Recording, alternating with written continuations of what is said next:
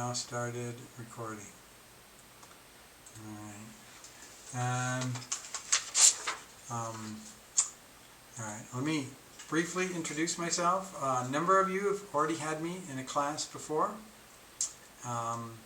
So I'm Robert Shankin, and I've been teaching math for like 30 years now. I taught 10 years in Houston at the University of Houston downtown campus, and then I've been 20 years here at Santa Fe Community College.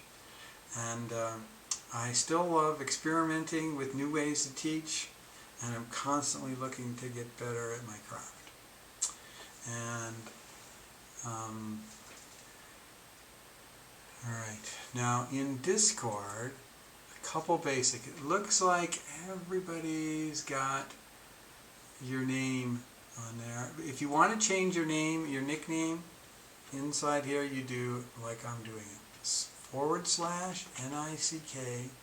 and then I'm typing Robert Shankin. And when I hit enter, now it permanently changed my nickname to Robert Shankin. I can change it to something else later on. And is there anybody who's here in this class who does not have a working microphone? So it can only be typing and stuff. Alright. Looks like everybody's got a working microphone.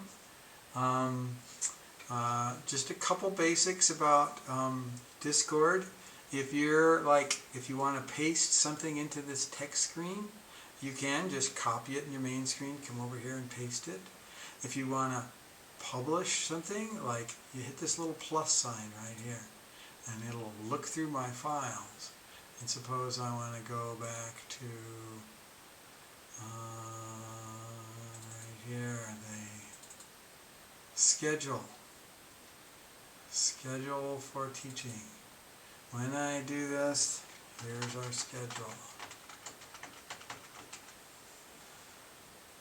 And all of you then could click on this and be downloading this Microsoft Word file, which has our schedule on it. And when you want to share things and files with other students, that's an easy way to do it here inside of Discord. I'm going to run through the syllabus. So if we look at the Canvas homepage for this course, and the syllabus is under Simple Syllabus on the left. I'll click on that. And, you know, in years past, we'd be giving you this sheet of paper that is the syllabus, and it's a contract between you and your instructor, and how things are going to work, how your grade will be determined, and all that. Alright, so all kinds of information's here in this simple syllabus, and I'm going to go down to the textbook is the 3rd edition of the book that we've been using. You probably already have it. If you have any questions about that, let me know. The course grading, very same kind of grading policy that used very commonly at the school, which is somewhere in the 90s you get some form of an A. If you're in the 80s you get some form of a B, and so on. And how your course grade is calculated, you'll see the percentages, and if you've had me in a class before, there's something new here. And I've never done this before, but I now have a portion that's attendance participation, and that's 10% of the grade. And the homework is, let me just tell you that the objective is for every student to get 10 out of 10 for every homework assignment. And if I encounter mistakes in your work, I'll let you know, and then you'll have a week to make corrections on those, and then boost up your grade, hopefully up to 10 out of 10 for each of the homework assignments. You always have 1 week to redo problems. If you still have them wrong, you got another week to redo them. Okay. Late work in homework is a really big penalty. First late assignment gets you full credit, but future late assignments you only get half credit. Okay. And then there's homework spot checks. And let me go back into Discord a moment. Let's look at this schedule that I uploaded. So if I click on this, it brings up this schedule. You'll see in our schedule that today we're doing 12.1. You don't turn in 12.1 for a week. But notice you'll have a spot check on 12.1 on Monday. What that spot check means is you have to have at least 75% of 12.1 uploaded, and that'll get you 3 out of the 10 points. The other 7 points comes from actually turning in 12.1, which a typical way that this works is that you do 12.1, you upload it before we meet the next time, but you might have some questions, some of the difficult problems you're just not sure about. So you ask some questions, and then you get some insights. And so then you go back to 12.1 and you rework some of the tougher problems, finish it completely, and then that's what gets uploaded into the 12.1 assignment. Occasionally, you'll do 12.1 and you'll find it super easy.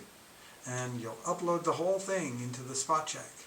And then you'll have no edits to make, no changes.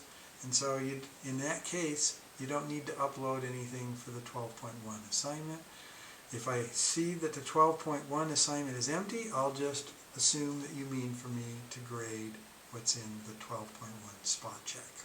It's the same thing, it's just keeping you on track time-wise so you're not waiting till the last minute to do every single homework assignment. And yes? Where do we when did you say we upload the spot check and homework? Okay, let me show you that.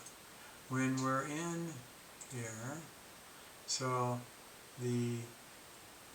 let's go to the modules. In the modules, now I have the modules set up for all my other classes, so it's like for the whole semester, but not for this class, because I didn't get the information that, they weren't going to drop this class because of lack of enough students until quite recently. So I did not prepare everything for the whole semester. But you can see, when you get into Module 1, first thing you see is spot check of 12.1. Now, let me come back here to home. Let me see if I can go to student view. No, it doesn't have student view. Alright, let me go back to modules. Alright, click spot check of 12.1. It says the assignment, and if this was a student viewing it, or if I could have gotten into student view, there would be an upload button in the upper right hand corner. And I'd click on that, and that's where I'd upload for this spot check. And then come back.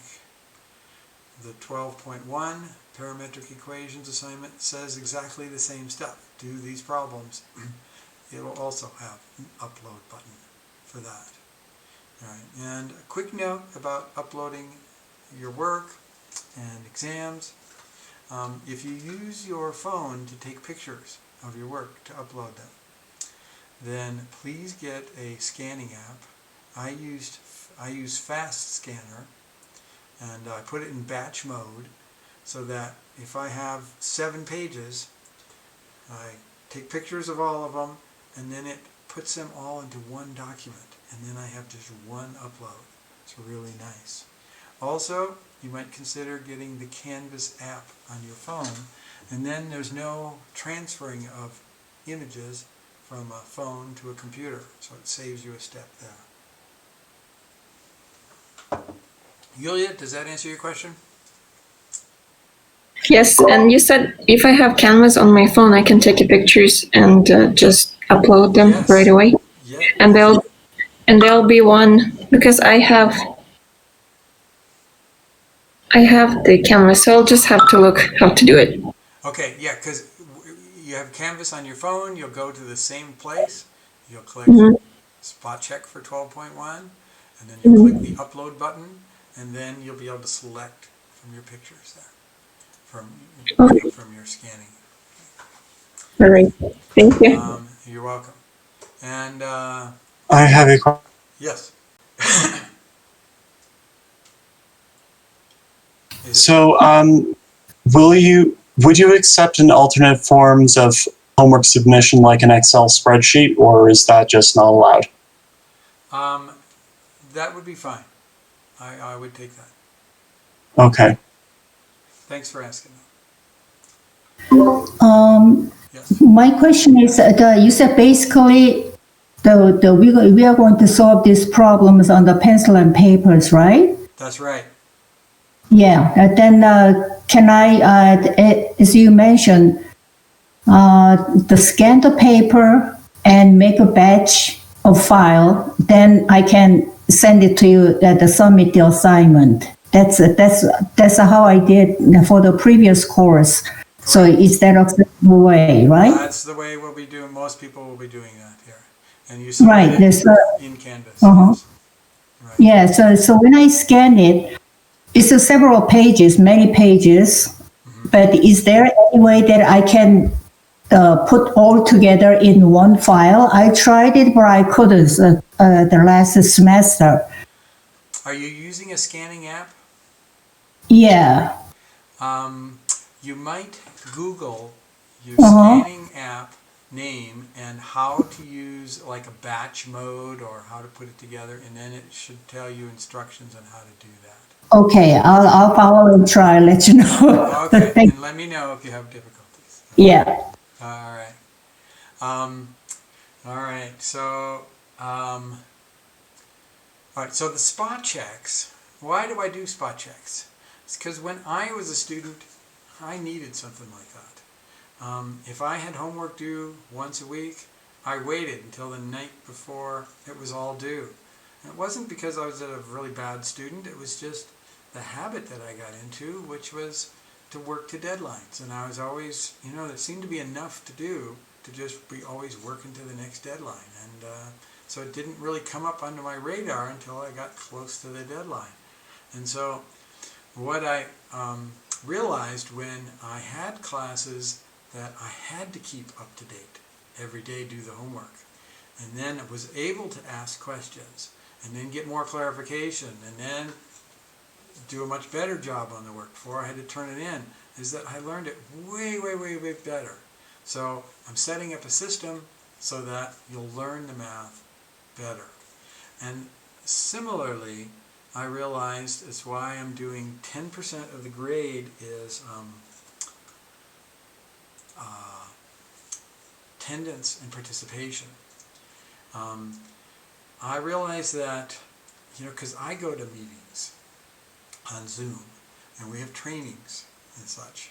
And when I'm there, if I'm listening to somebody and I can kind of check out, it just kind of happens automatically for me. And I find the refrigerator winds up calling to me, and then all of a sudden I'm just distracting myself left and right. And what would help me is if I was being held accountable. In a way, I'm really held accountable when I'm with people face to face, because they're looking at me. They would be able to tell if I'm not paying attention. The teacher would tell if I'm sleeping in class, in a chair. So attendance participation is, I want to make it really clear what my expectations are. I expect you to be fully present all the time that we're in class. And you're going to be placed in groups. I'll be showing you that in just a minute. You'll be working with your groups. You'll be participating, and then you'll be reporting back. And I will, if you log in, so your name is there in Discord that you're on. But then you're not participating during class. When we do practice quizzes, you're not giving feedback. When group participation, you're not doing that. Then I will mark you effectively absent for the day. And it will be affecting that portion, that 10% of the grade, attendance participation. Right, so, all right, where else? Oh yeah, in the modules. Another thing I want to point out is this free Microsoft Office 365. Every student at SFCC is entitled to get Microsoft Office for free by virtue of being a student. It has Microsoft Word and Excel. It also has OneNote. And we're going to be using OneNote every day in class. OneNote, let me go to it. It looks like this. So I'll be on OneNote. And let me close it out, open it up again. Okay. And for this class, all right, here's OneNote. And I put this in the first announcement. So if you go to announcements, scroll down to the bottom. The very first one in there, it has a link. So once you put OneNote on your computer and you click on that link, you'll have access to all the notes in this class throughout the semester and even beyond the semester. And so it'll be really handy to you. And what I'm going to recommend that you do at least once to check it out is before class starts, open up your own version of OneNote. And then when I work in OneNote and I'm scrolling down, let's say we've done the practice quiz, we go on to the next thing, but you still had something you needed to look at, then you can go to your own open screen of OneNotes and scroll back, and you'll have more control of what you're looking at during class. And so instead of just kind of putting OneNote on a do list for yourself, make sure you do it and experience it. I think you'll really like it. It also has this huge advantage in that if you're taking notes, you may come to where, you're really having a hard time both taking notes and making sure you understand what I'm saying. And we all have faced such situations in a class. And often you have to choose taking notes because you want to give yourself a chance to, examine it later on and hopefully recreate the understanding. But in this class, if you ever have that situation, you can always just choose to pay attention and stop taking notes for a little while to make sure you're fully concentrating, because you can always go back and see my notes in OneNote. All right, so let me send you to Discord here, and let me show you about the groups. So we are on the voice channel right now, and you're all getting my live feed. Okay, if you join another voice channel in Discord, it'll kick you out. It doesn't let you do two voice channels simultaneously. But you can be in multiple text channels, and you can go back and forth between them. So there's only 6 students in this class, and I'm going to have 3 of you in group 1 and 3 of you in group 2. And let me show you which group that you are in. Right here. All right, so this top one is group 1. Cameron, Hisu, and Rowan. And group 2 is Kylie, Matthew, and Yulia. And if anybody would like to switch up group, be in it with a friend or something, that's fine. Let me know. You can speak up now if you'd like to switch a group. I would like to go into group 2 if that's okay. Cameron, okay? And yes. All right, and Kylie, would you be okay if I switch you over to group 1?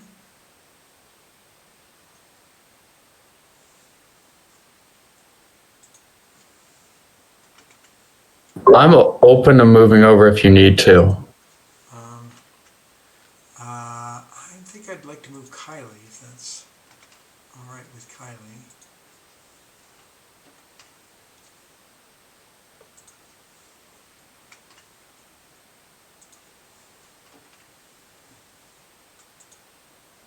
Okay. And Kylie, are you here today? Let me just check. You might have. Maybe you stepped away. Kylie, yes. Okay.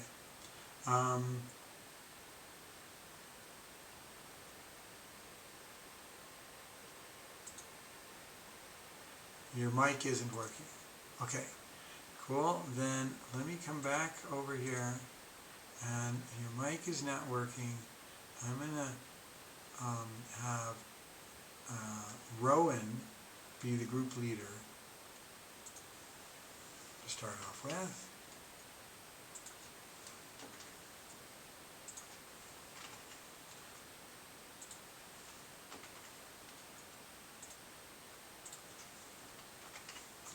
Hello? Yes. Kylie. Can you hear me now? Yes, it's working Okay. now, huh? Okay, good. I must have done something with my mic, but okay. Okay. All right.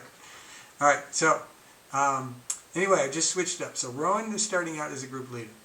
And notice there's a backup. And a third of the way through the semester, I'm going to switch, and you're going to take a new role, and then at 2/3 of the way, you're going to take a new role. So everybody will have a chance to be the group leader and to be a backup.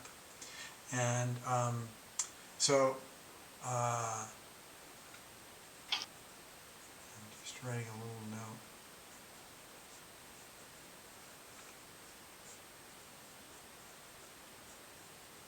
In my own version of my schedule, I'm gonna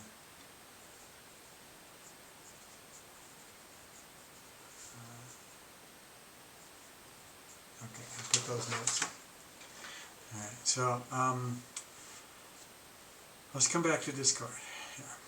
So you saw what group you're in. What I want you to do is go into your group, click on your group, and then you can see, and then just type in hi, so that everybody can see who's here in each group. You can see who your fellow group members are. All right, and then I want you to mute the group that you're not in. So suppose you're in group 1, then what you want to do is right click on group 2, and then go to mute channel, and then until I turn it back on. Okay. So this will keep notifications. You'll get notified when somebody else in your group is entering something into the group chat. But you don't want to be notified outside of your group. Okay. And all right, now the group leader, what you're going to, you have a couple responsibilities. At the beginning of every class, now that attendance is part of the grade, beginning of every class, your first task is you go into your group chat and you type in hi. And then the group leader types into comes down here to the text channel general and types in present, and then just give me the first names of everybody in your group who is present. And then I'll use that to very quickly take roll, because I just have to look at the two groups. And this really helps me out with big classes. Okay? So that's one of your tasks as a group leader, is to tell me who's present at the beginning of each class. Another one of your tasks. All right. Good. Another one of your tasks is the spokesman for the day for each group is going to rotate alphabetically by first name. So let's look over here. So in group 1, H-I-J-K, Hisu would be like the group spokesman for today. So the group leader is going to keep track of this, and because everybody else is going to forget. They're going to come into class and say, who's our spokesman today? I can't remember who did it yesterday. Just the group leader has to keep track of that. And then the group leader each day in your group chat say, you know, Hisu, you're the group spokesman for today. And then the next time we meet, it'd be Kylie, because she's next up in alphabetical order. And then the next day, Rowan would be the group spokesman, and so on. And it doesn't have to be that rotation scheme. It can be whatever you want, but that's just one I'm suggesting. All right. And when I call on the group then, the spokesman of the day will speak. If for some reason the spokesman of the day, you know, is unavailable, they have a child that was screaming they had to go attend to, then the group leader will jump in and say it, and then if not then the other person, so somebody jumps in. Also, you can be texting each other in your group chat during the lecture. That's great to be doing that. And if you're saying to each other things like, you know, I'm lost. Somebody else is saying, oh yeah, this is way hard. If you're seeing this stuff, that's another thing I want the group leader then to say, hey, we're getting comments in our group that people are lost. Of course, anybody at any time can interrupt me and say, hey, I didn't, you know, and ask questions. But if at some point you're feeling like, oh, I'm not sure if I'm the only one and I want to check this out with my group, you feel free to do that.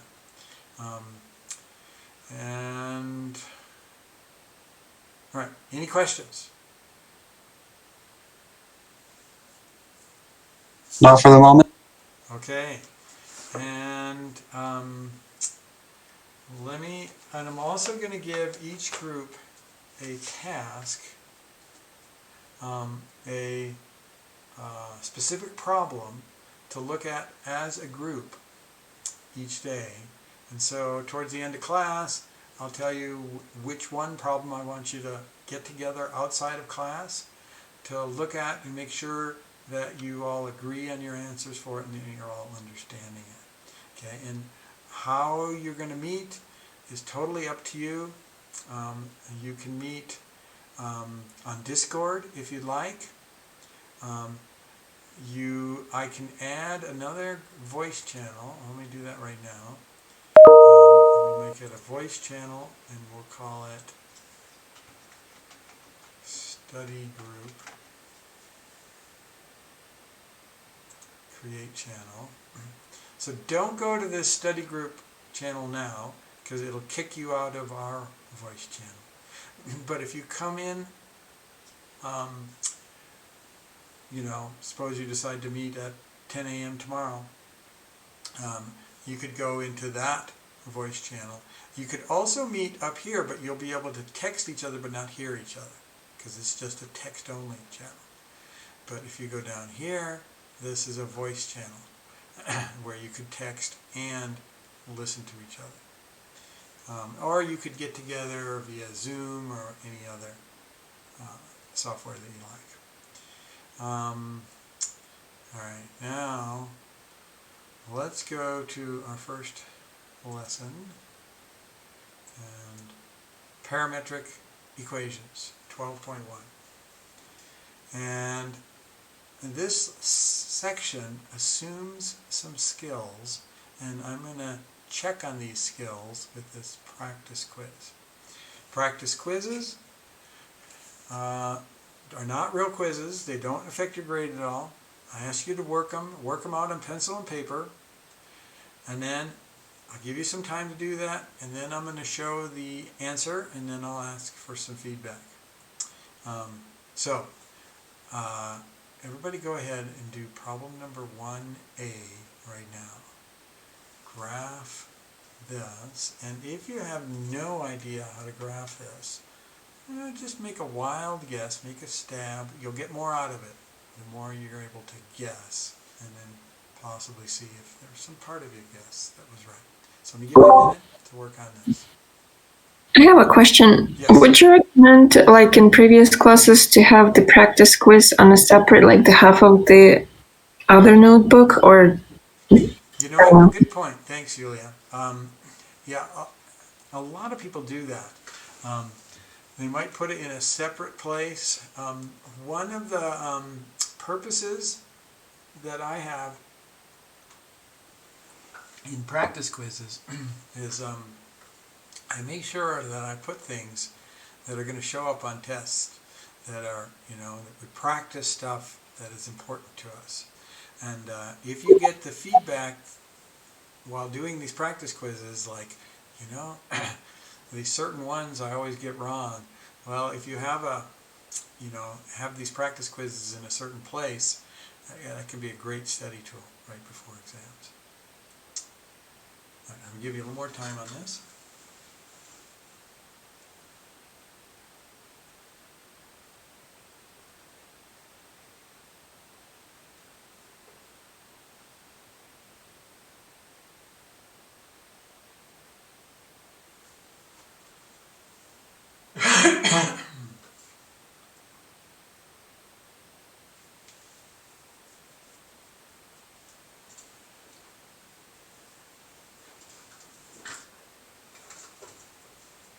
Okay, 30 seconds more.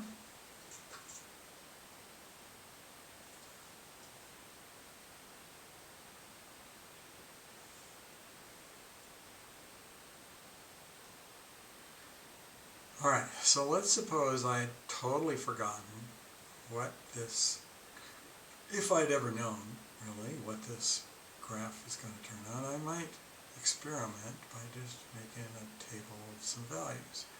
And I might put in, well, if I put in 0 for x, y could be, well, I notice two possible values, 3 or -3. And if I put in something like 4 for x, I wind up coming up with 16 plus y squared equals 9. And this is impossible. Y squared is a positive number. How can I add a positive number to 16 and go down to 9? So this can't work. 4 is not part of the domain of this situation here. The biggest that x can be actually is 3. If x is 3, then y would have to be 0. If x is -3, y would also be 0. Now I only have 4 points here, but that might be enough to get me going on making this graph.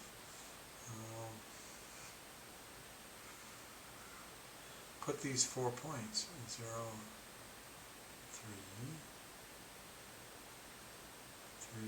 0, -3. Should I blurt out what I think it is, or should I just wait? You can wait here. I'll have times where I'll ask for your input, but yeah, you can wait right now. Thanks, Cameron. And then, alright, when I get to this point, and I've just graphed these things, a couple possibilities come to my mind. One possibility is, oh, maybe it's a square inside of here. Or maybe it's everything inside of here. And I might have to do a few more points to kind of help me determine which one of those is it. But certainly I'd have to pick for x a value between -3 and 3.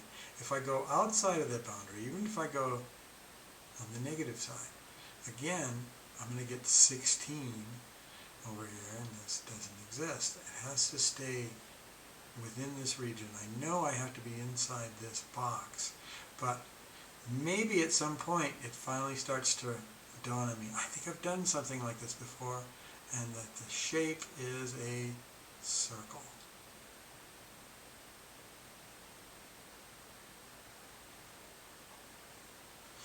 And it turns out this is the standard form of an equation of a circle centered at the origin with radius 3. Okay, we'll get the standard forms of these. Let me jump down over here. Standard form of a circle, x squared, center of the origin is x squared plus y squared equals r squared. Okay, and so that r squared was 3 squared, that's the radius. Alright, now go to this next one. Graph that one, do your best. And if you have no clue, just maybe take a guess.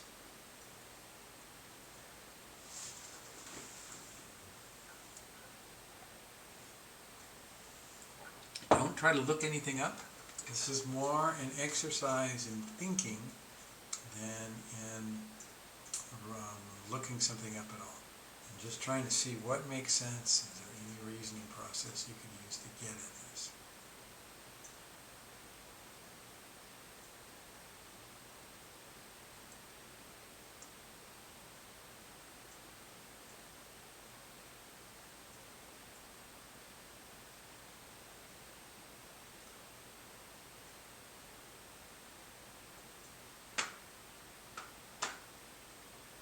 Thirty seconds more.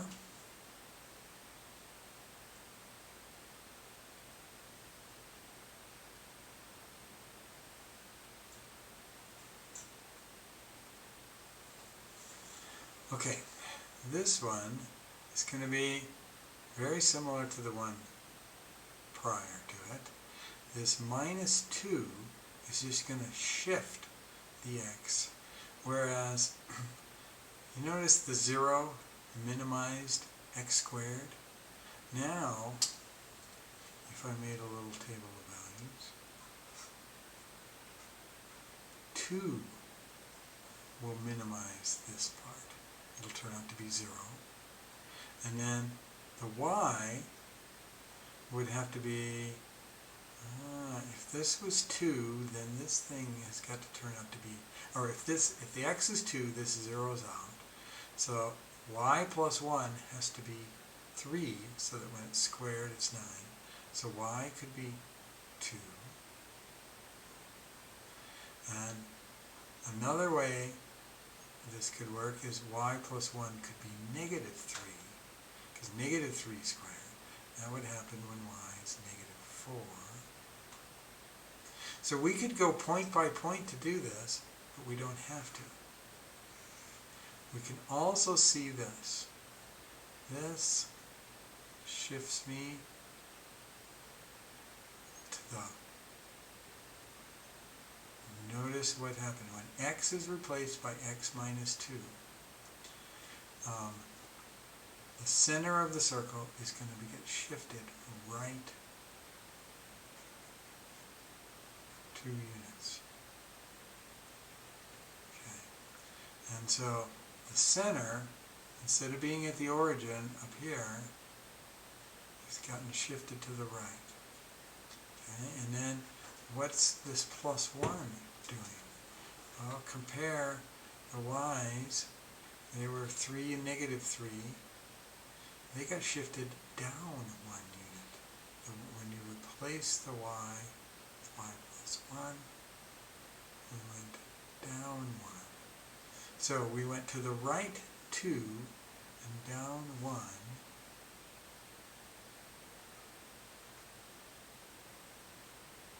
And we come up with this as our center point, right here.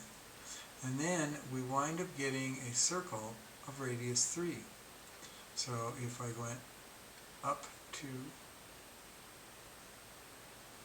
there's 3 units away. And if I went down to negative 4,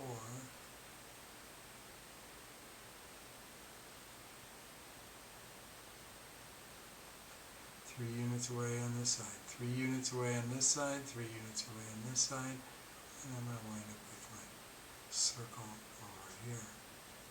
And this all has to do with centered at HK, The general form of the equation of a circle is x minus h squared plus y minus k squared equals r squared.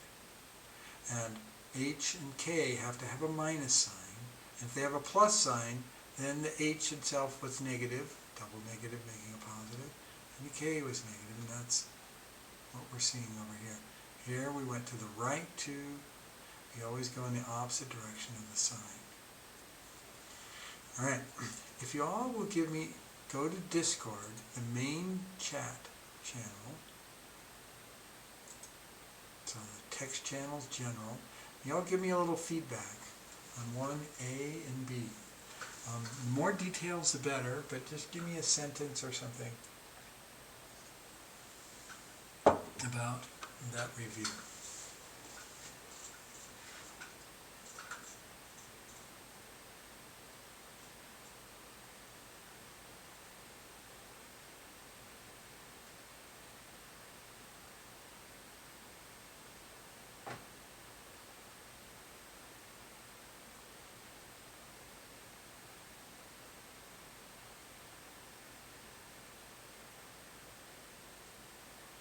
Okay, interesting comments.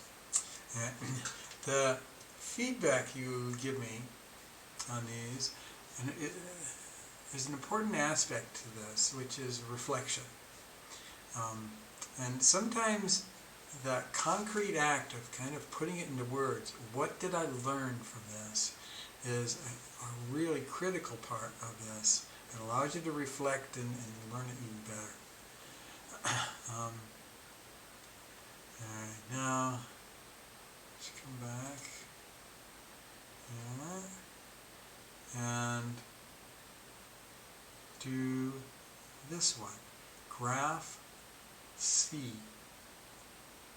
Let me give you a minute with part C.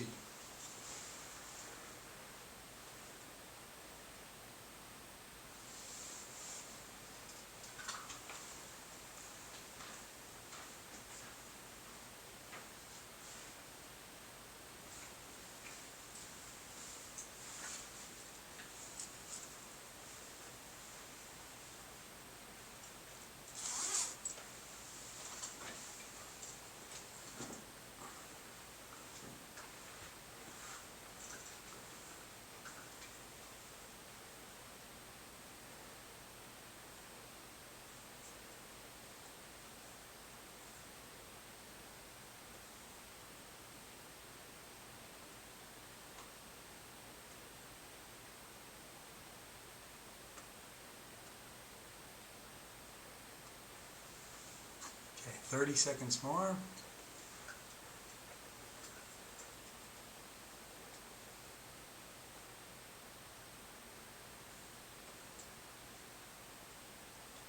Alright, so if I just multiply both sides by 9, distribute the 9s, what I get is A circle. it's exactly the same as what we had before. And so it's Same as number 2. picture again. Yes? Same as number 2. Same as same as part B. That's exactly the same thing. But it really looks different, doesn't it? When it's divided by and it's equal to 1. Alright. So there's a reason why I did this, even though it's the same problem. Is to get you used to this alternate format, because this alternate format is what's used in these kind of problems. So now, make your best guess for the graph of D.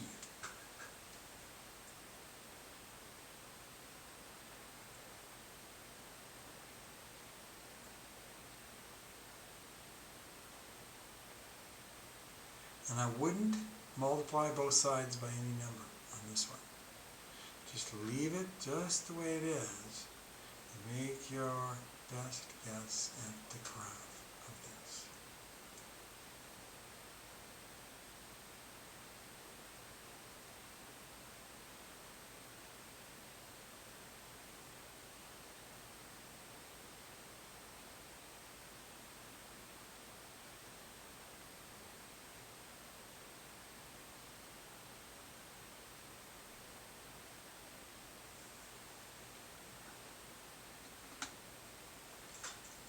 30 seconds more.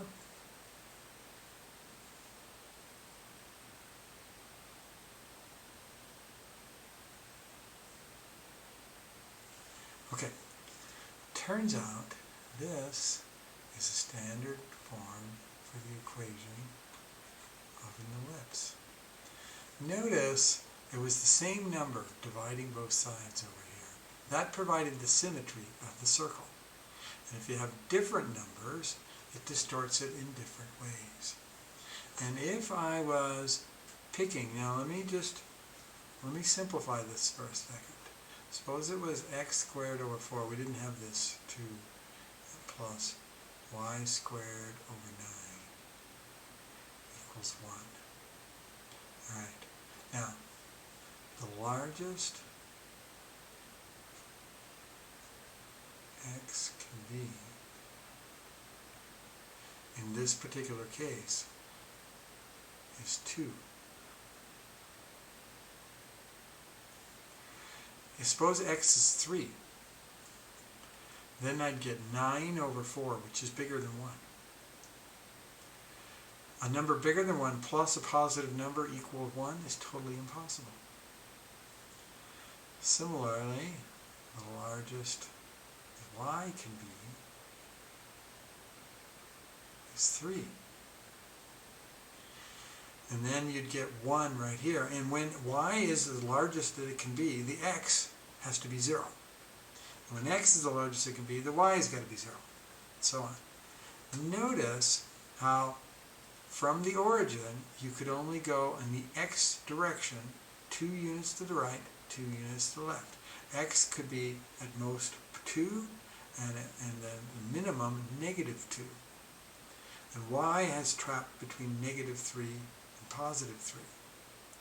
So what's happening here is this is a similar shape to what we had over here, where the center is 2, -1.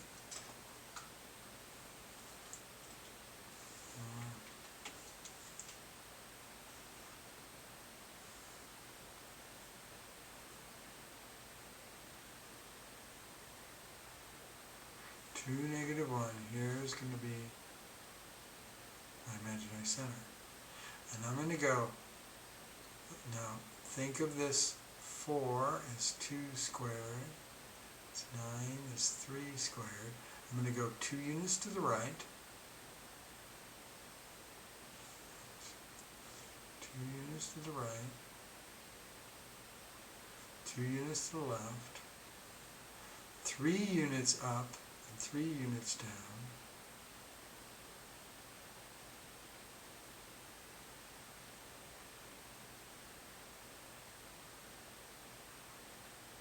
and I get a distorted circle now,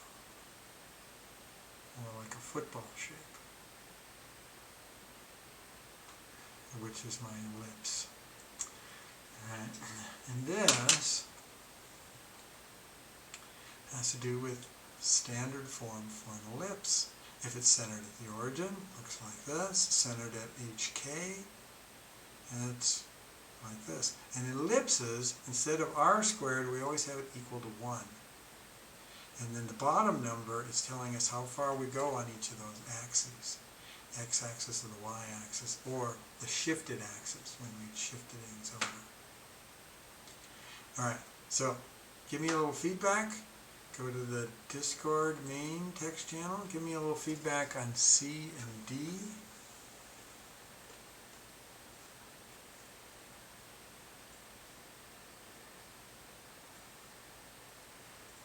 Yeah, it was taller than wide because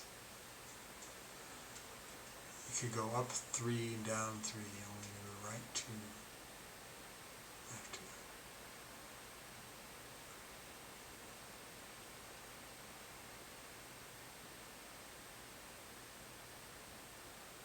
Okay, I am anticipating or guessing that most of you had some experience with circles and little or no experience with ellipses. And this kind of a background assumption, this kind of happens repeatedly in math. you go into more advanced math courses, and you'll always get things where your professor's going to assume you knew something, that, oh, you remember this, ellipses, and you never had it. And then you got to go and you got to figure it out. And I had to do lots of that stuff in my math education.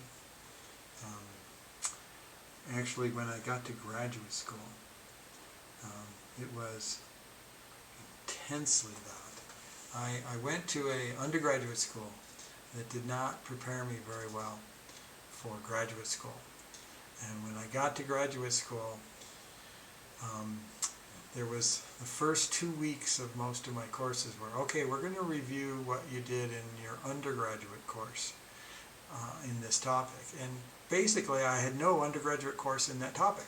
And so while the rest of the class, it seemed like the rest of the class was all reviewing for the first 2 weeks, I was learning it all for the first time.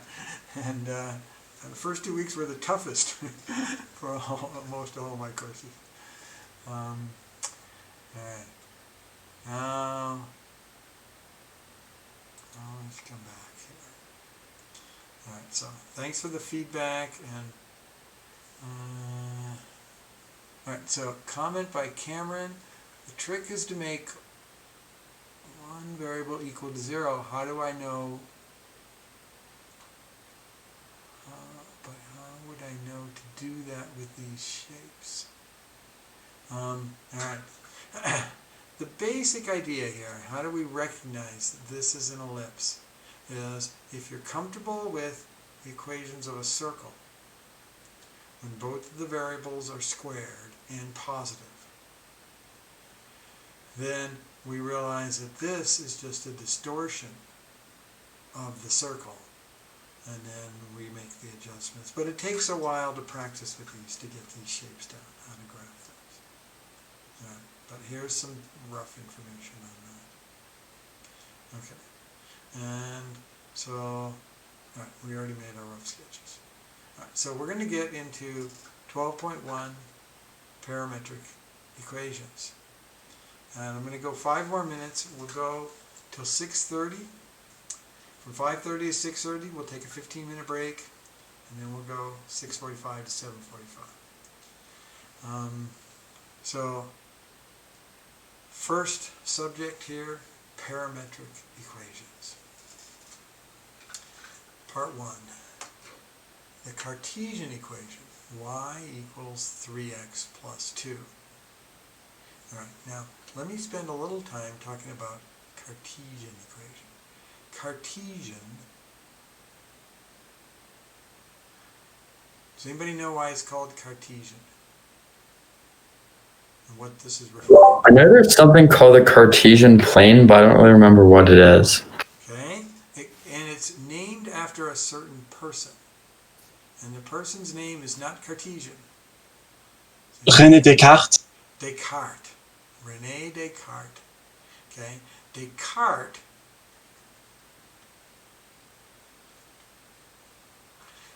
revolutionized mathematics. Prior to Descartes, there was 2 separate worlds of mathematics that were not united at all. And that was geometry and algebra. And when there was algebra, y equals 3x plus 2, there was no shape associated with that. When there was geometrical stuff, drawing triangles and so on, there were no equations related to all that. Descartes had this idea. He said, hey, let's put the 2 axes. Let's call the horizontal one the input axis, and the vertical, call it the output axis. And we'll get a whole set of points in this whole grid. And then inside this grid, we can have an interpretation, a graphical interpretation to this equation. And for hundreds of years, these 2 separate worlds finally came together with this idea from Descartes. And we call this then the Cartesian coordinate system, Cartesian equation, and it's the XY coordinate system from from Descartes. All right. This is versus parametric equations, where we parameterize the letters x and y in terms of a new variable, which we'll call t. So, one of the simplest ways to parameterize this y equals 3x plus 2 is to call x equals t and y equals 3t plus 1. Now, even when t does not represent time, it's often handy for us to think of t as time.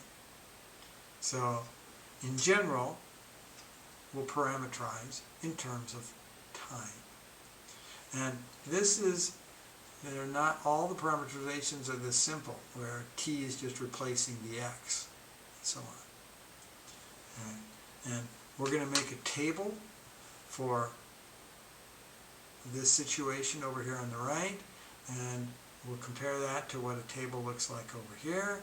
We'll graph each of them. We'll look at the differences, what advantages and disadvantages of when you parameterize versus not parameterizing using Cartesian. But we're going to take a break now first. So we will start again.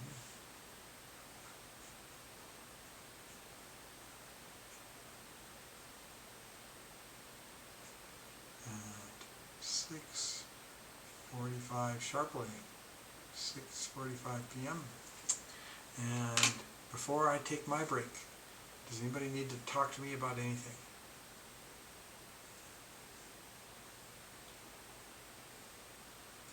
All right, I'm going to mute my microphone, take my break.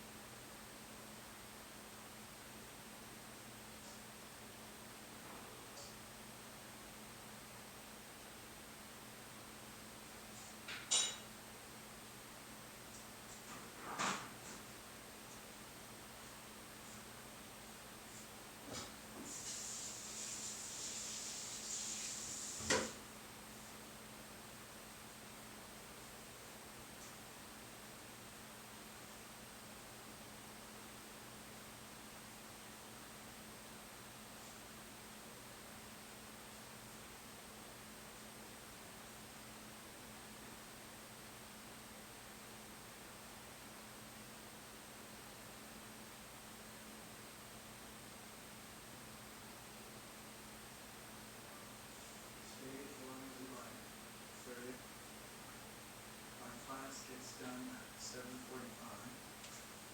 Very good. I have everything out for burrito bowl.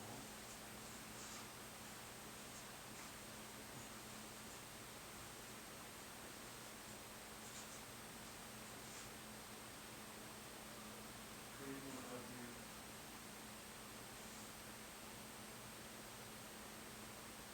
Try.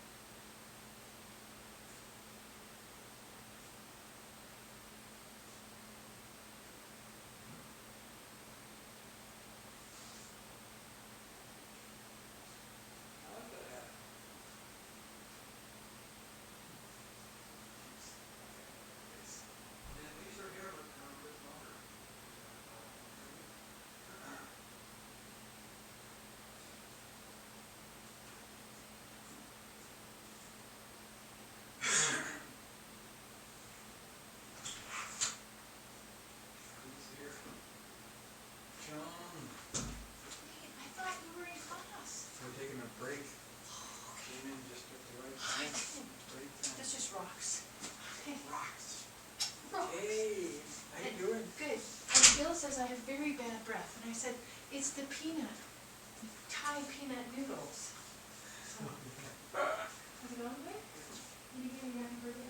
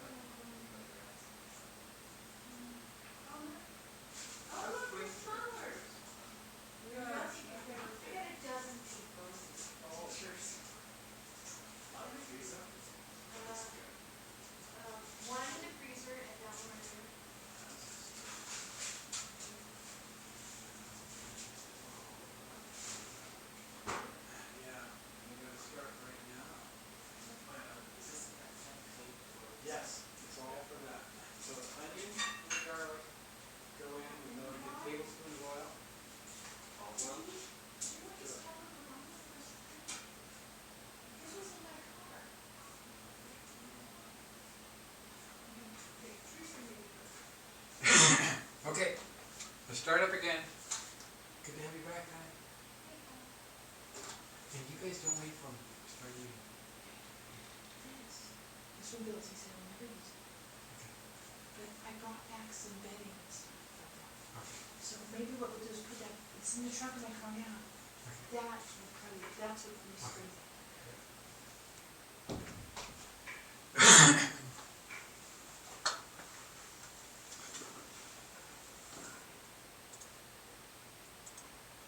All right, welcome back. Let's get started. All right, so parametric equations. Let's make a table for this one over here. We all know how to make a table for this one over here. How do you make a table for this? Well, you think of the variable t as initiating everything. And as time moves along, these things happen.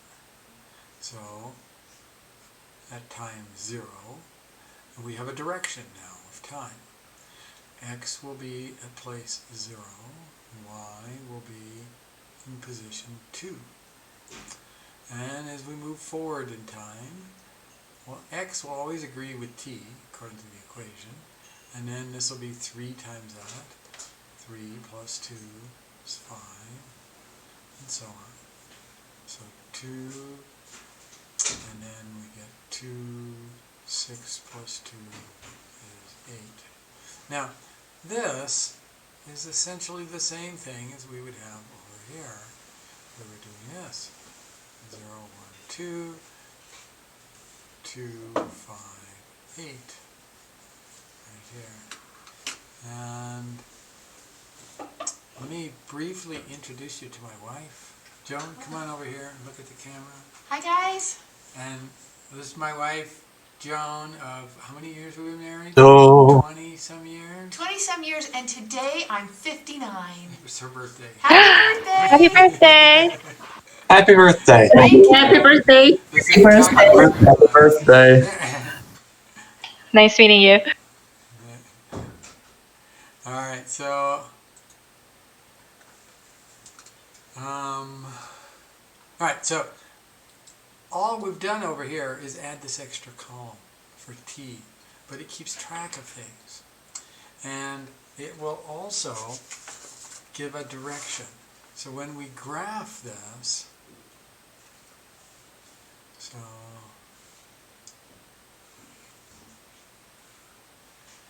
zero, 2,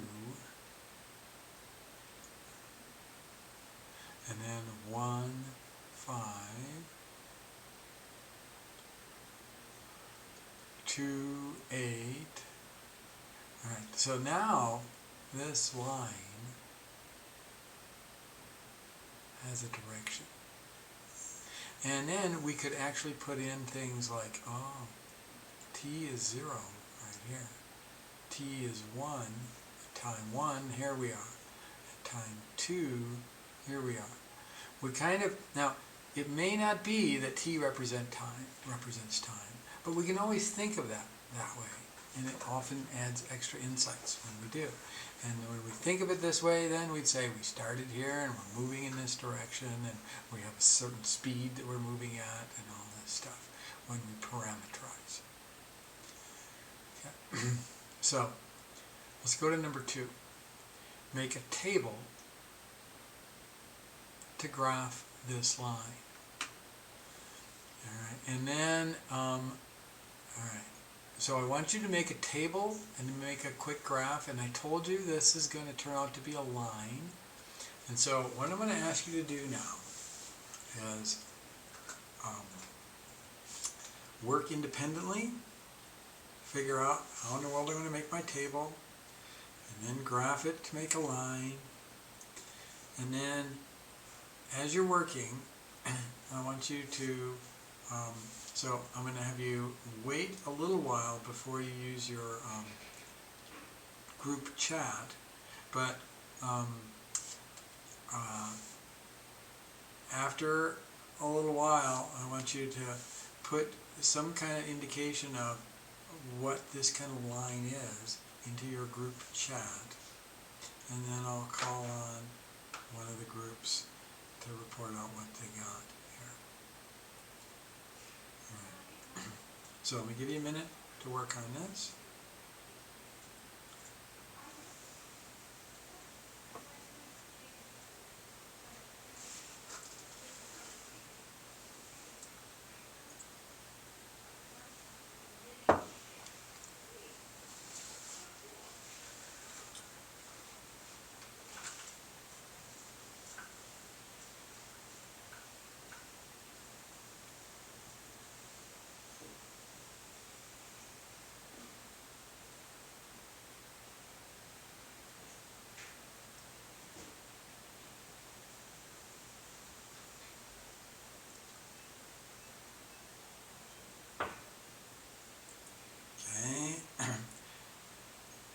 Update your group on your progress with graphing this line and what you're getting.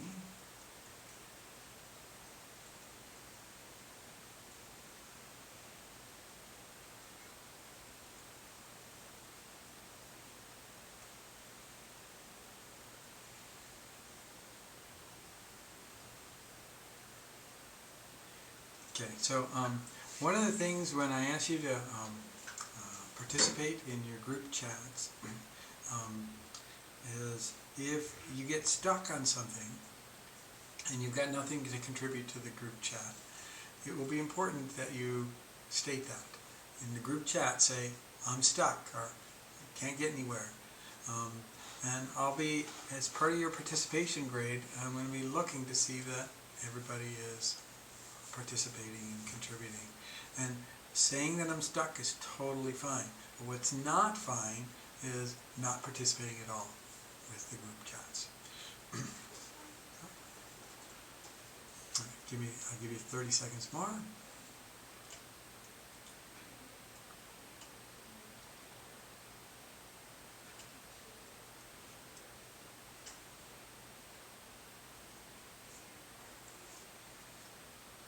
All right, group 2, what did you have for this?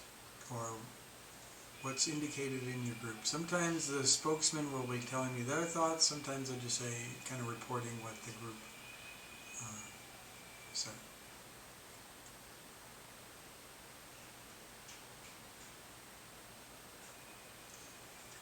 Do you want us to like describe the line? Sure. Well, we said that it was a straight line and no powers of 2. That's right. There's no powers of 2 and it's a straight line. And if you were giving me directions on how to graph this line, what would you tell me? What should I do? What I did is I just started off with a table and then I used the table to plug in the point. Okay. I took the points from the table and plugged them into a graph. T, X, Y, like this. What was your first row of entries? 0, -2, -4. Next row? 2, I mean, no, sorry, 1, 2, 4. Give me one more row. 2, That's- 6, and 12. 2, 6, 12. That's interesting. 1, 2, 2. I have a What did I'm sorry to interrupt. It's a 1, 2, T 2? T when T is 1, X equals 0, X is the 2 and Y is 2, same Yeah. here. right? Okay. Let's go with that. That seems pretty reasonable. And Oh yeah, I got it backwards. I thought it was y equals 2x. Sorry, that's my bad. okay, gotcha. 2t. Both parameterized in terms of the new letter t. Alright, and so then when we graph these, we ignore the t's. We gotta go x's all the way to 6 and y's all the way to 12. So let's go by like 5, 10, and then 1, 2, 3, 4, 5, 6. And let's go -1, -2. And let's go to -5. So now my graph might look something like this. When x is -2, y is -4. When x is 2, y is 2. When x is 6, y is 12. We get this kind of line. Okay, and it has a direction. As t is getting larger, we're going in this direction. We might even put t was equal to 0 over here. T was equal to 1 here. It's optional to put this extra information about t. I don't get how you got the 2 for y. What are you plugging the? Where did you get 2? This 2, when t was 1. Okay, so the x is whatever the t is times 4 minus 2. The y is 2 times whatever the t is. So Oh, I see. Okay. t is 1, the y is 2 times that 1. 2. Yes.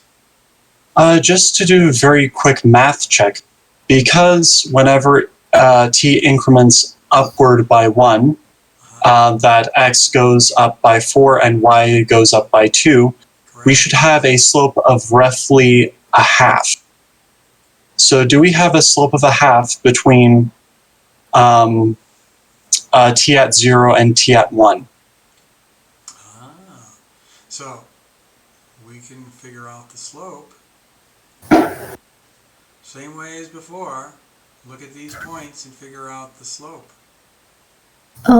Just a question. Yeah. Okay. Now actually, I don't think this one is correct. That's a 0 there.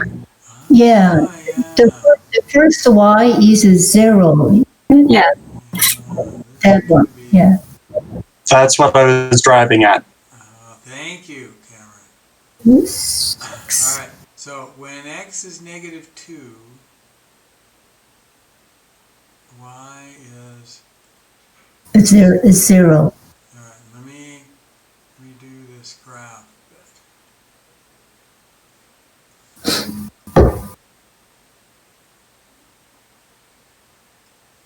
I think the third y is also wrong, perhaps. Okay. I think it should be 4. Yeah.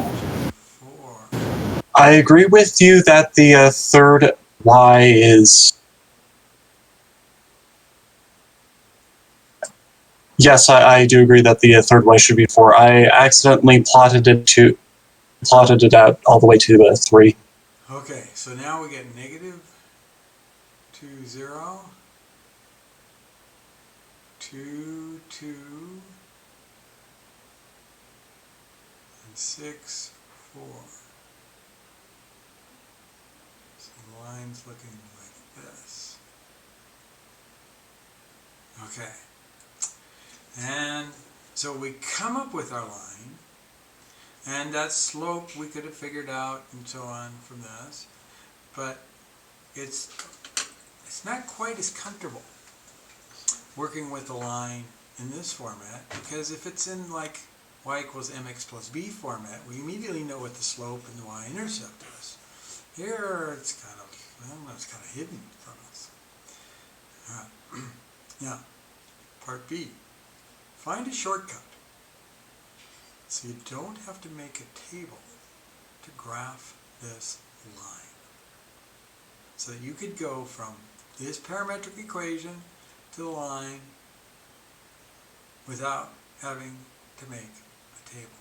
So I want everybody to think about that for a minute. And then in my cue, I'm going to have you discuss it in your group. And I'll check on the group in a minute. Okay? Make sure your microphones are muted. I'm getting a little extra noise here. So, a shortcut so you don't have to make a table to graph a parametric line.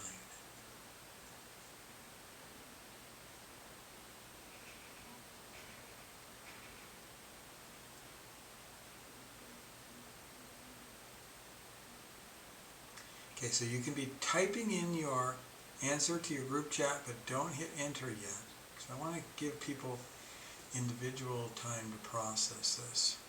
When I've worked in groups myself, I find it a really helpful time, but times when it's been unhelpful is when a group member is telling me an answer before I even understand what the question is.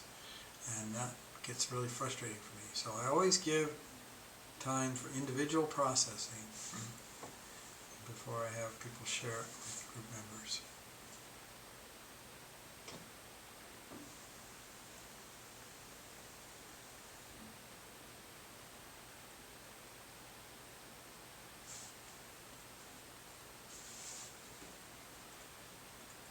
All right, so go ahead and you can hit enter. You can talk it out with your group mates for a little bit.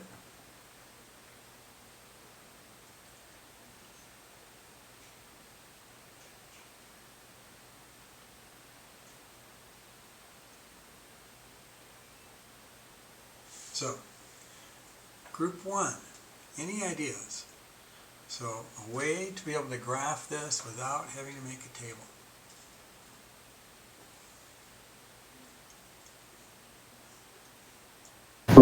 Let's see, our group suggested that maybe we could try some sort of substitution.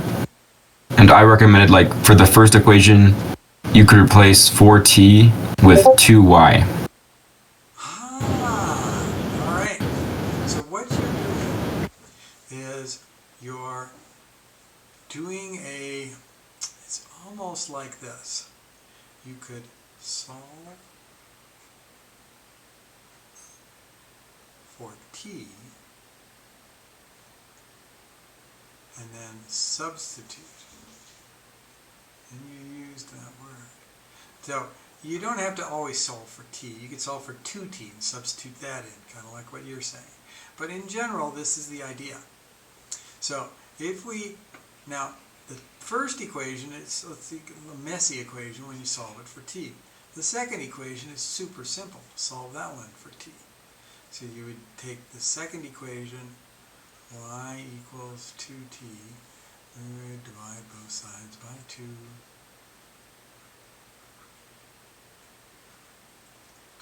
And we got t equals 1/2 y. And then you take 1/2 y and you substitute that into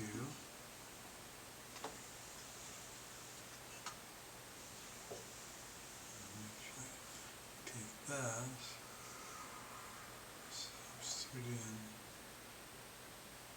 for that t right there.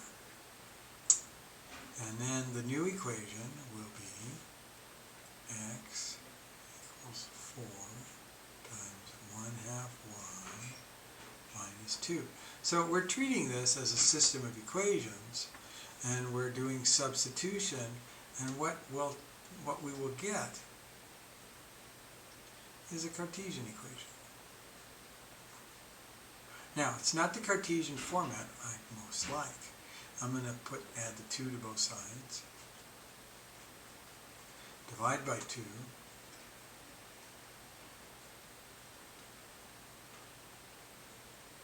now, when it's in y equals mx plus b format, I can tell it has a y-intercept of 1 and a slope of 1/2.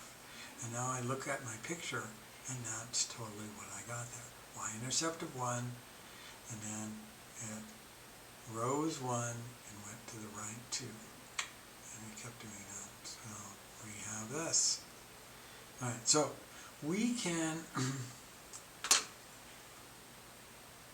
go back and forth whenever we want to.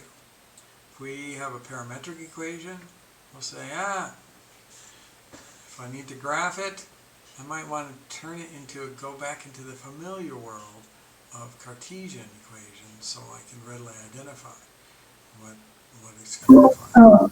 Yes. Question. What is the main purpose of the having parametric equations? Equation? Right. If you can change it back to Cartesian, the Cartesian is the two-dimensional plane, but yes. If there's a 3 variables, we three-dimensional, but this is not a three-dimensional format either. So that's correct. All right. So great question, Hisun. And we are going to need parametric equations in 3 space. We've been working in 2 space with an x-axis and a y-axis. And the next time we get together, we're going to introduce you to 3 space. It's going to be an x-axis, a y-axis, and a z-axis.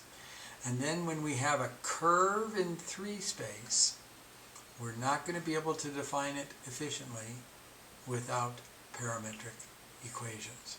So in 2 space, it's kind of like, it's just an option, but not super important.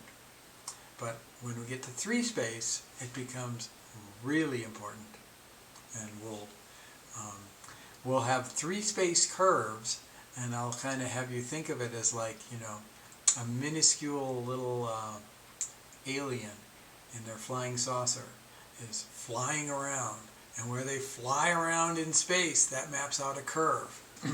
And then that's a curve in 3 space. And then how are we going to define that and write equations for it? It'll be with parametric equations. So it has nothing to do with the velocity? Then we're going to be able to determine things like a velocity. Now, velocity wouldn't make sense unless there was a time element in there.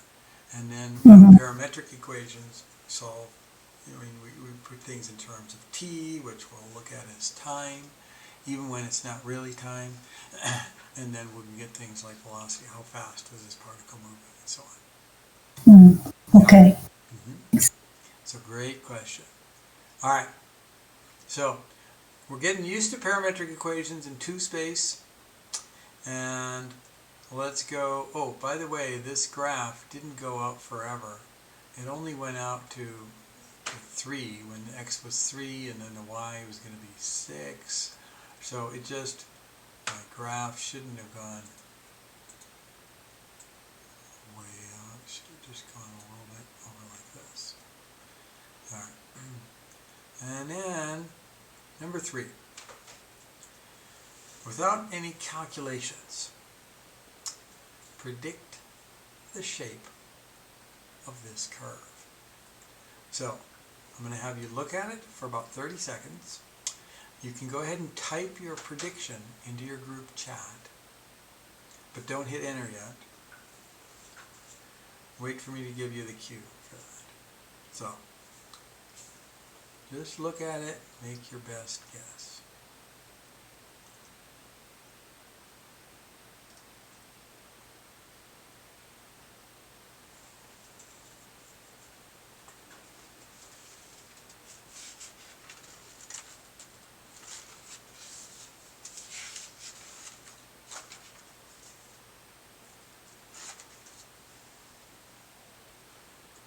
Okay, go ahead and hit enter and talk it out in your groups.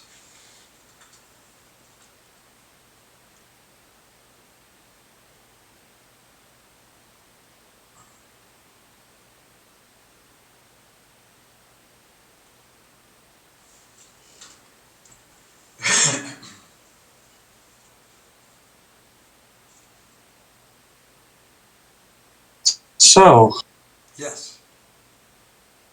I think it's going to be a All right, you're in with group half 2, right? parabola because at first we start out with a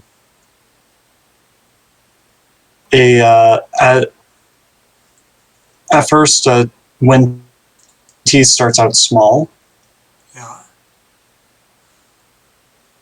I think it's probably pointing up because the y equation has a positive slope. Granted, So you think it's I'll going up probably at agree with first? you that it Okay. is very likely to start below the origin. Okay. And is it going to be a familiar shape that you So use? as t increases, with also I think the parabola is going to start to the 1 to the right of the So your guess is that it's a parabola. 1 unit to the right of the x-axis. Okay, let me have you stop there, Cameron. Group 1, what were you guys Because thinking? as t increases linearly, Have you stopped, Cameron? x increases with the root of t, Cameron? which is not a linear increase. Can you hear me? Cameron, can you hear me? I don't think I'm unmuted. I can hear you. I don't know if I can hear you. I don't know if he Okay. can hear you. All right. Yeah, Cameron, Oops, sorry, I'm bad. all right. My bad, I messed up, sorry. That's all right. But Can we I'm have gonna two need you to separate stop. voice chats?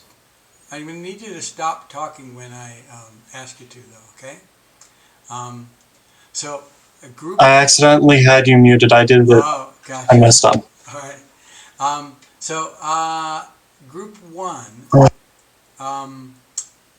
what shape were you thinking? Or what were you discussing?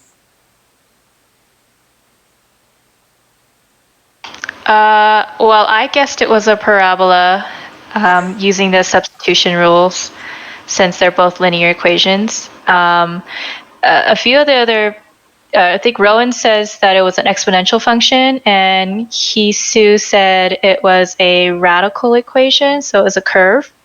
Okay. All right. So we're getting lots of different guesses in here. And one of my initial guesses might be that since this is a square root function, that I might think that this is some kind of like a square root, like this, like over here, like y equals square root of x. That might well be the thing that happens here. But what we're going to do is do the shortcut for this, which is let's solve for one of the variables, change it, or solve for t, substitute into the other equation, turn it into a Cartesian equation, and then we'll be able to quickly identify. We don't have those skills when it's written as a parametric equation, but if we can put it in the Cartesian format, we can quickly identify it. So which one looks like it should be a little bit easier to solve for and then substitute into the other one? Maybe solve for t Solve for t in the x equation or in the y equation? and the x. In x. All right, so if I did that, I would get square root of t equals x minus 1. Then the square on both sides. Square both sides. And we have complete square on the right side. You can even just leave it like that. And then I'm going to substitute that into the other equation.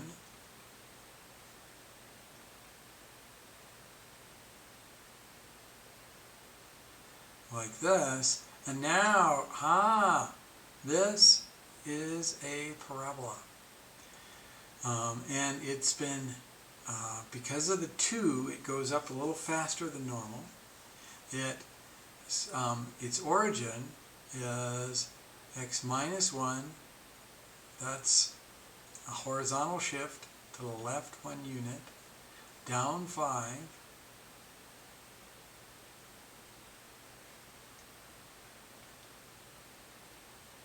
So it's going to be down here. And then it's going to go up steeper than normal, like this. Upward parabola, like this. So, just again showing how when we go to the parametric equation, from the parametric to the Cartesian, we can get a real good feel for the shape. Now we have to restrict this between 0 and 3 for the t. When t is 0,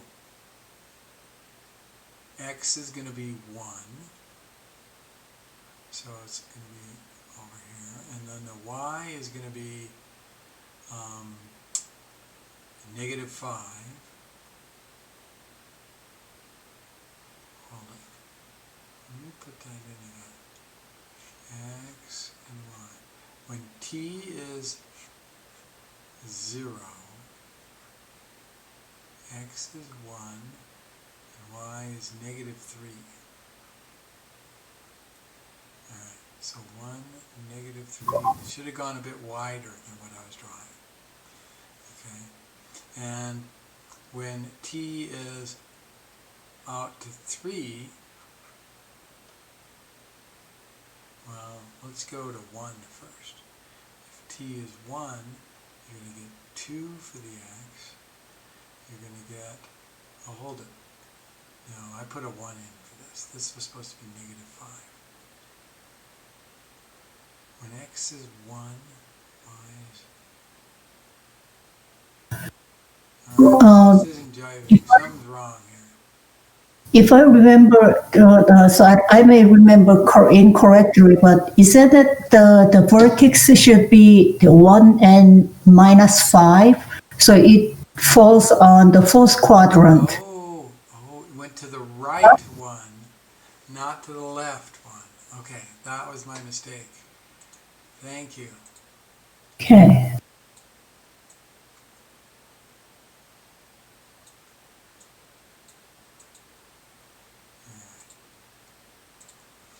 So,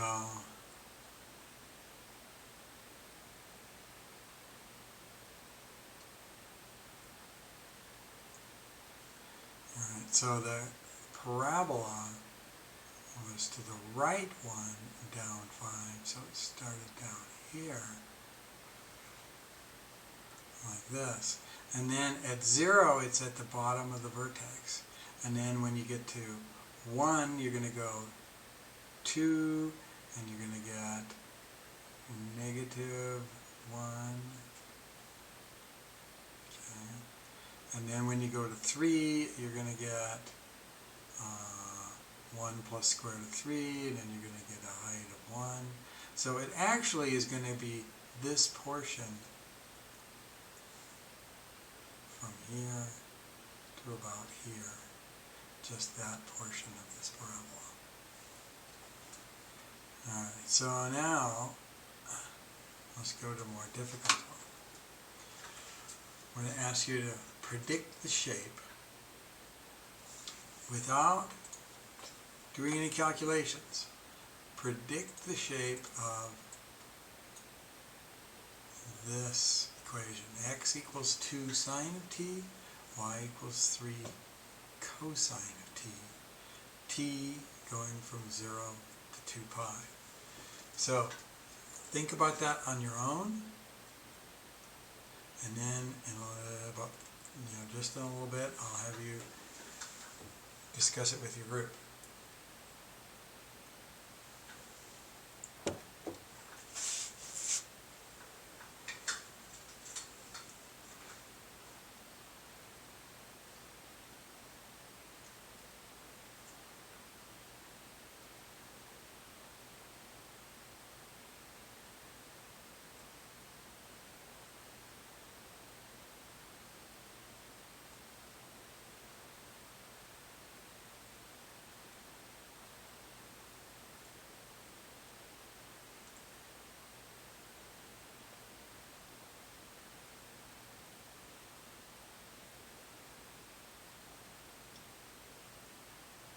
Okay, go ahead and discuss it with your groups.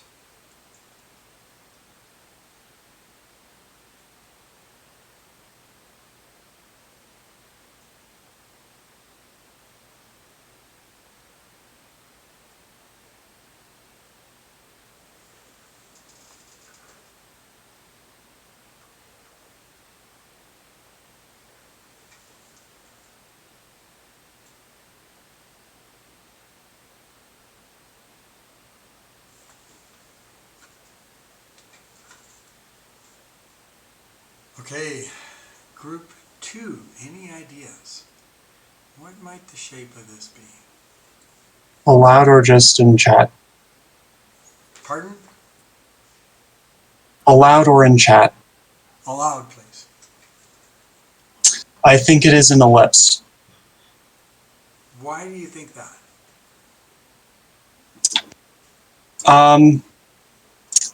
At pi is equal to 0, a sine function is equal to 0, and a cosine function is equal to 1. And when we look at the equation that you've presented us, x is a sine function, which at t equals 0 is 0. And for the y, it is a cosine function, and at t equals 0, y is equal to 3 because cosine is 1. Nice. All right, so what we're seeing is It is being drawn clockwise. Yeah. If x was just sine and y was just cosine, it didn't have these 3 and the 2 here, then these values would have to oscillate between negative 1 and 1. They're stuck between negative 1 and 1. But since these coefficients are here, x goes from negative 2 to 2. And y goes from negative 3 to 3. And all the different values in between. And so, if we're looking at a graph, the x is going to be between this vertical line and this vertical line, stuck in that column. And the y is going up to that height and down to that height. And so inside this box, we've kind of seen before that we've seen an ellipse today. All right, so now we could make a table to graph this. And if we made a table to graph it, it would look as Cameron was describing.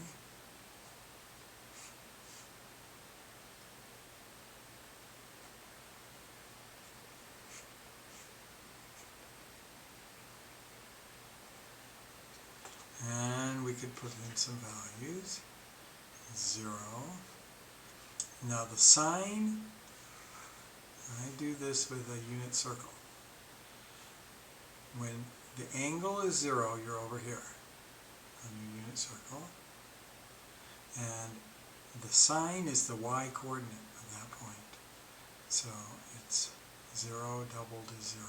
The cosine is 1. It's the x-coordinate at that point.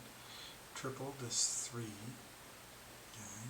So we're going to start out at t equals 0, 0, 3. And we're going to start at the top of this graph. And then as we move along, let's say we go to pi over 2. Now, and then we're up here. The sine is the height of that point, which is 1. Doubled is 2. The cosine is the x-coordinate of that point, which is 0. 0 tripled is still 0. So then our next point is 2, 0. Oh, this is positive 2. So then we go over to here. So what we're doing is we're making an ellipse, and we're going to be going in this direction around till we get back to here. And you could put more points in here to get more of these values around this ellipse. All right. Now, tricky part on this. Convert this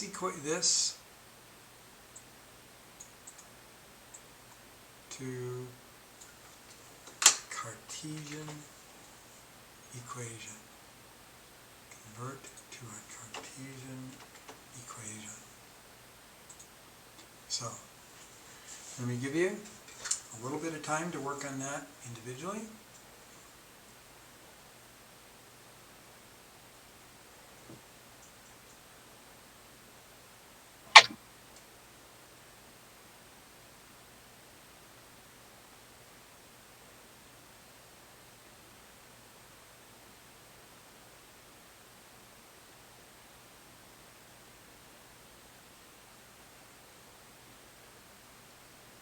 And go ahead into your chat group, and any ideas you have, talk it out there.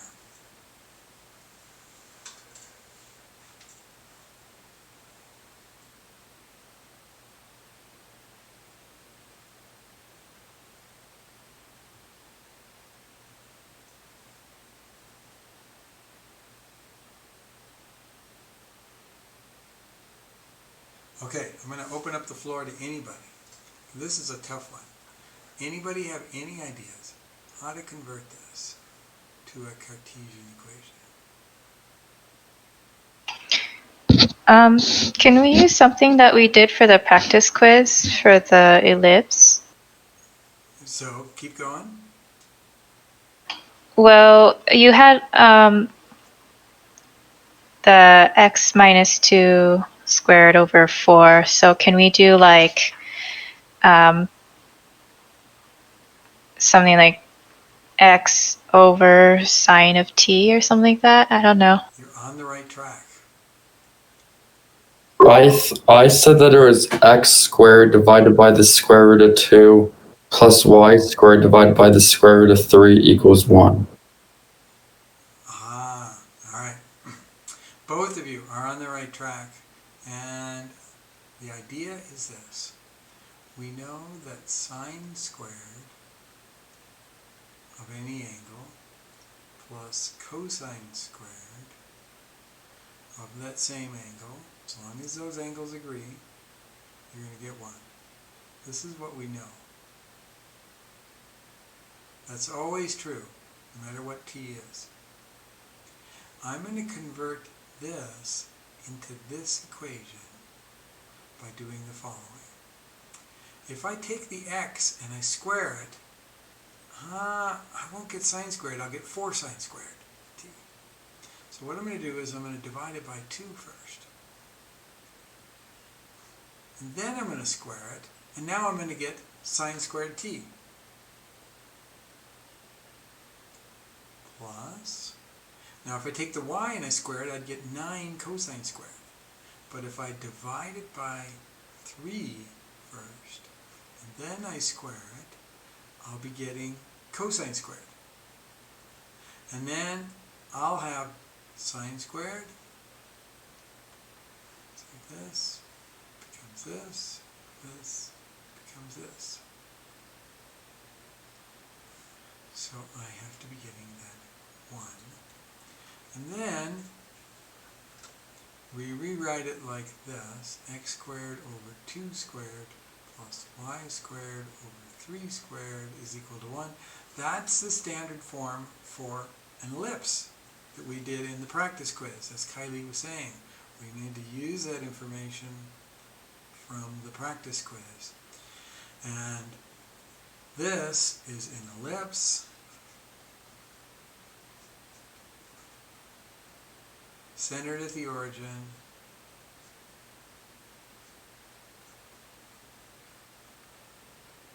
we go 2 to the right, 2 to the left, we go 3 up, 3 down, we get our shape.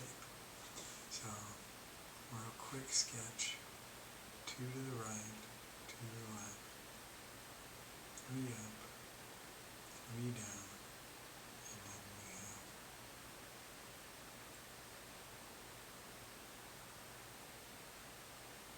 our shape. Okay. Let's go to number 5.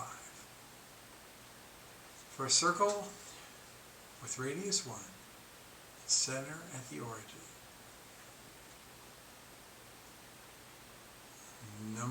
Part A, draw the circle. Well, let me help you out there. That's part simple. Go 1, -1, 1. And let's draw our circle. Now write the Cartesian equation of the circle. Put the equation in function notation. F of x equals something.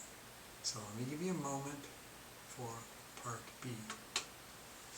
Remember equations of circles. And how do you get that in f of x equals format?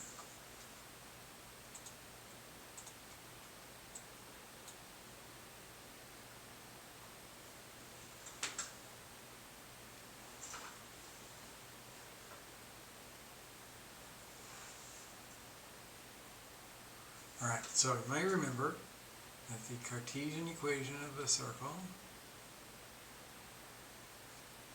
center at the origin, is x squared plus y squared equals r squared, which is, the r is 1, so it's 1. 1 squared is 1. Now, to put this in function notation, I'm going to have to solve for y.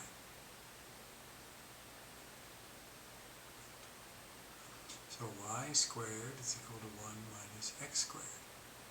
Now I'm going to have to square root both sides. When you square root both sides,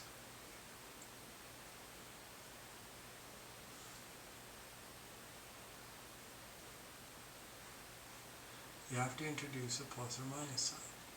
Because like y squared equals 9, 2 answers, positive 3, negative 3. So what we get is y equals plus or minus the square root of 1 minus x squared. Notice in function notation you're going to actually get 2 functions. Y equals the positive version, and this is the upper half of the circle.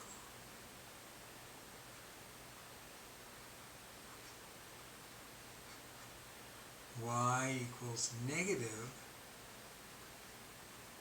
which is the lower half. And the reason why we couldn't get one of them, couldn't get it all into one function in function notation, is because it's not a function. because it doesn't pass the vertical line test.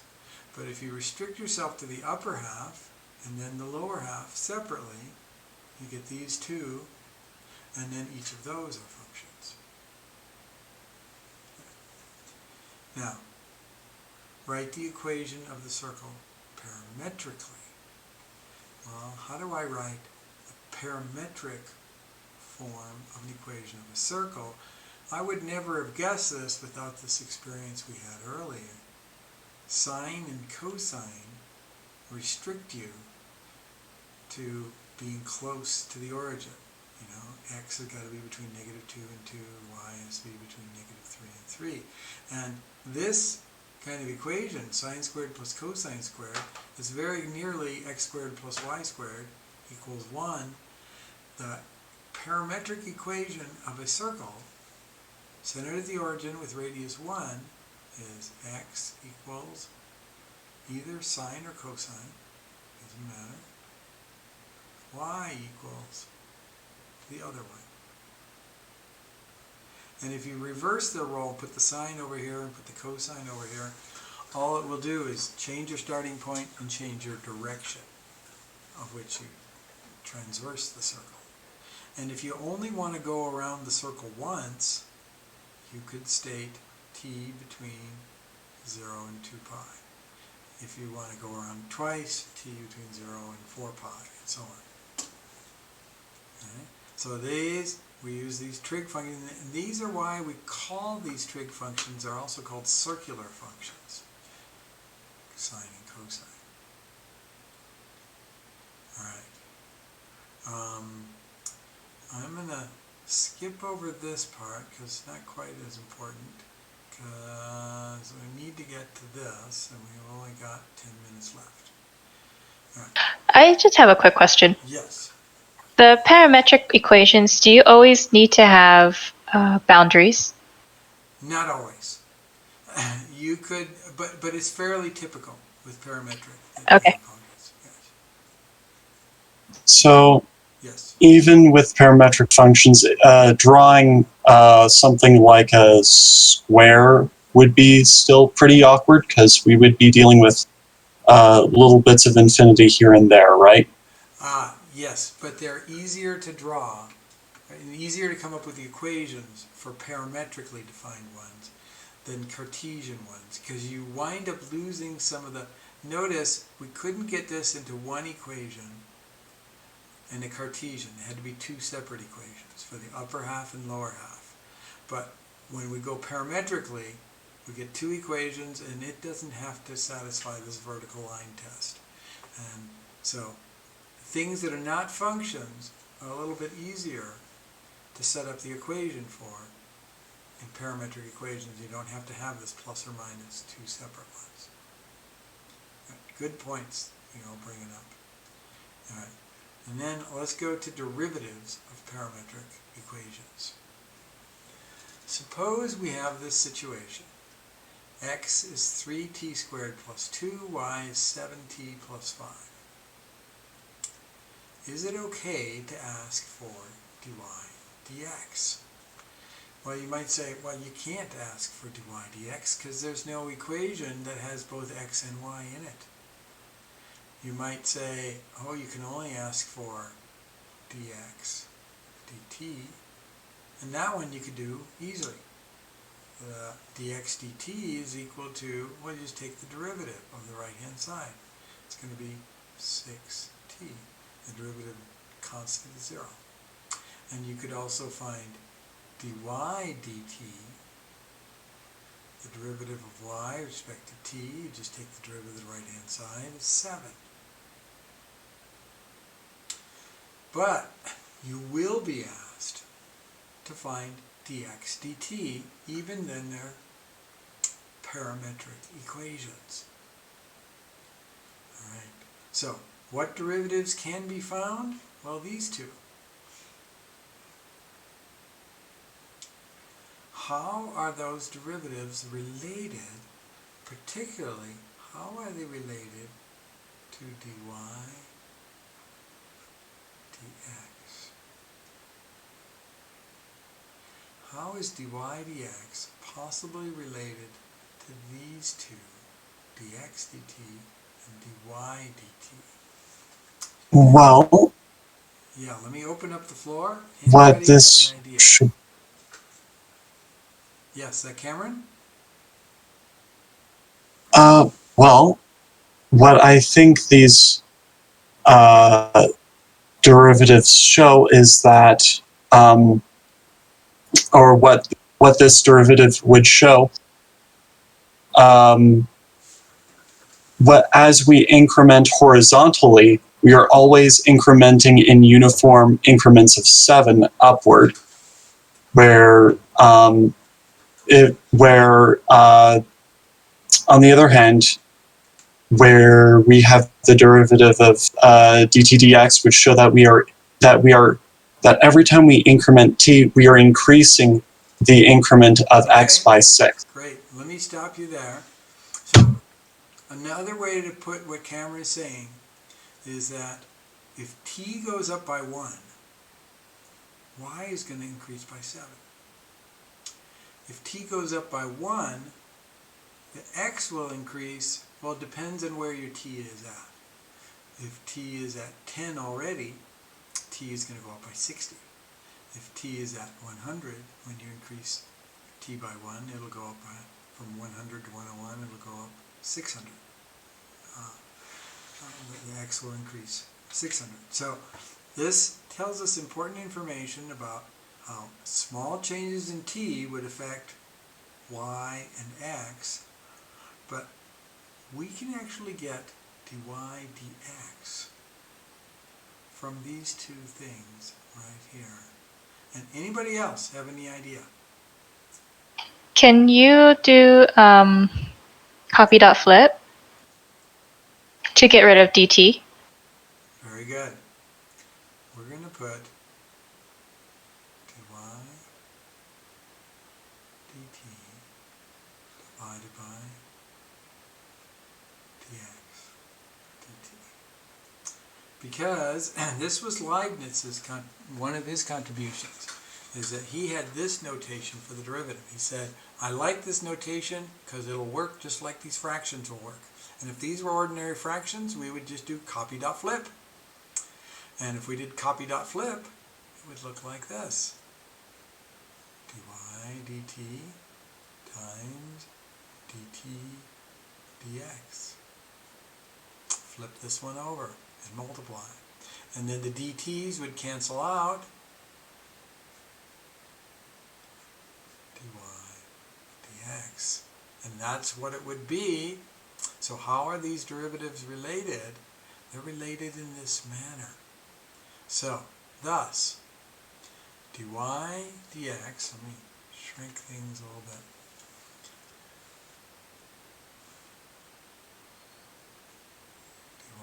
dy dx is going to be dy dt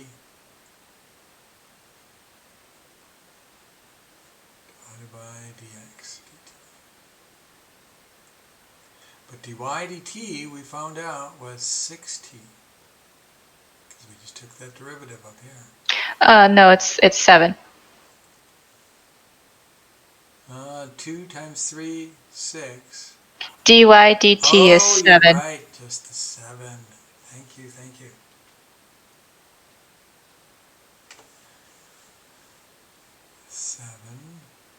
And dx dt is the 6t.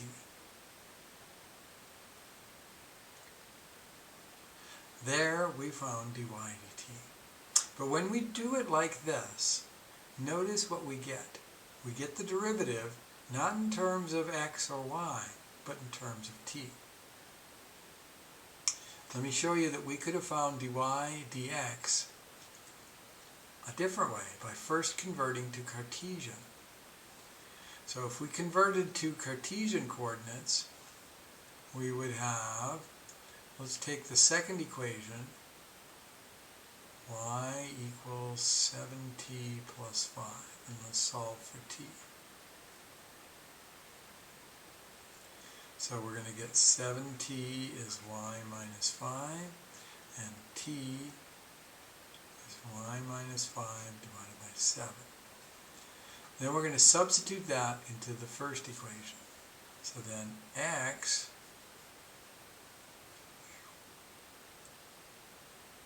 now the reason why I didn't solve the x one for t is because I'd have to square root and I'd have to introduce plus or minus. I don't like that complication. So x is equal to 3 times y minus 5 over 7 squared plus 2. Okay. Now, I can still find dy dx. I am going to take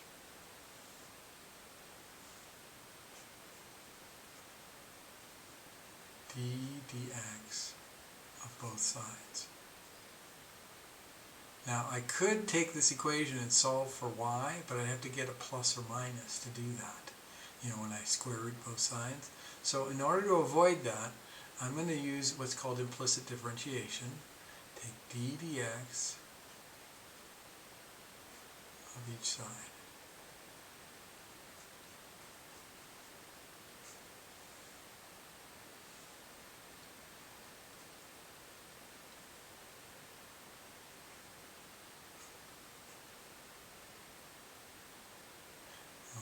Let me say 3 over 49 and this squared plus 2.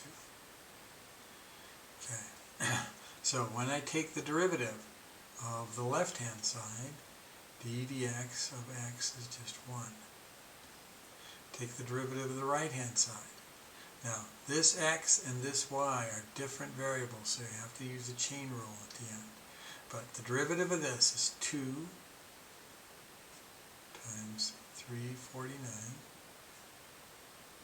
times y minus 5 to the first, dial the exponent down by 1.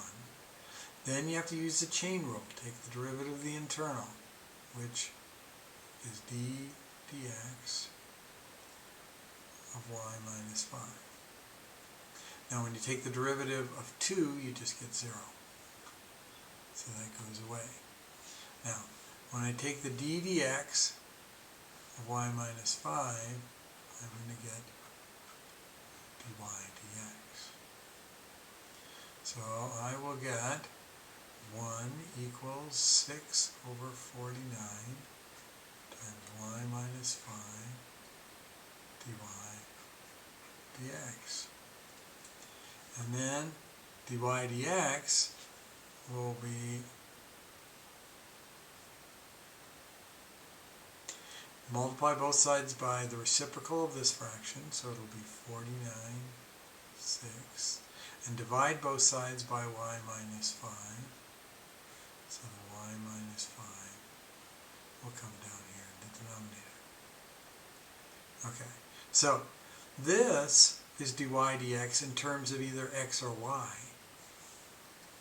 Notice in terms of t it looks rather different over here. So when you are finding the derivative and it's been parametrized, we get it in terms of t rather than in terms of x or y. Alright, so your homework is 12.1, and so if you're looking in the modules, it tells you what the 12.1 homework is. Okay, and problem number 70, which is the very last one, is what I want you to check with your group mates. So, number 70,